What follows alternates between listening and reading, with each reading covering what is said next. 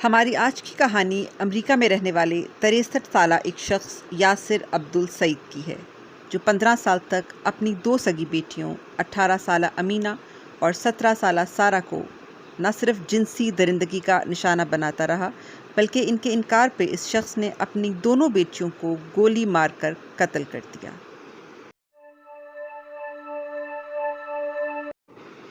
2015 میں CNN کی ایک رپورٹ کے مطابق مرنے والی ان دونوں بچیوں میں سے 17 سالہ سارہ نے اپنی موت سے صرف چند سیکنڈ پہلے 911 پہ کال کر کے مدد کی اپیل کی تھی۔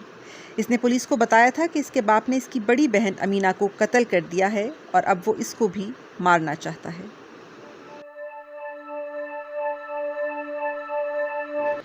دو 2017 میں ڈیلی میل میں شائع ہونے والی ایک رپورٹ کے مطابق انٹرنیٹ پر ابھی بھی ان باپ بیٹی کی ایسی نازیبا ویڈیوز موجود ہیں جن میں اس شخص کو اپنی ہی بیٹی کو جنسی طور پر ہراساں کرتے دیکھا جا سکتا ہے۔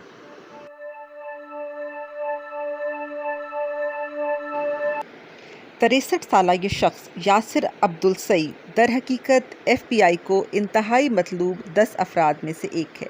یہ شخص ایک مصری باشندہ تھا لیکن گزشتہ کئی سالوں سے امریکہ میں مقیم تھا۔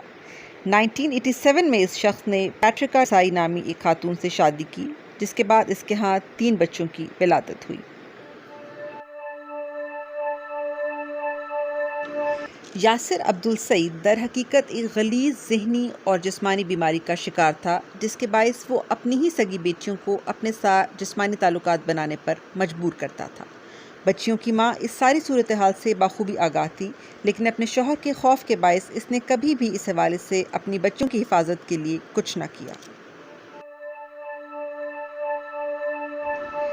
دونوں بہنوں کی زندگی میں امید کی کرن اس وقت پیدا ہوئی جب 2008 میں بڑی بہن امینہ نے کالج جوائن کیا۔ یہاں اس کی ملاقات اسی کے ہم عمر ایک لڑکے جوزف مرینو سے ہوئی۔ جوزف امینہ میں دلچسپی رکھتا تھا اور اس سے شادی کا خواہش مند تھا۔ اور پھر 2008 کی ایک رات کو امینہ اپنی چھوٹی بہن سارہ اور ماں کو لے کر جوزف کے ساتھ کہیں چلی گئیں۔ جب اس بات کا پتہ چلا ان کے باپ کو تو اس نے فوراً اپنی بیوی کو پیغام بھیجا کہ میں تم تینوں کو معاف کرتا ہوں، لہٰذا فوراً گھر واپس آ جاؤ۔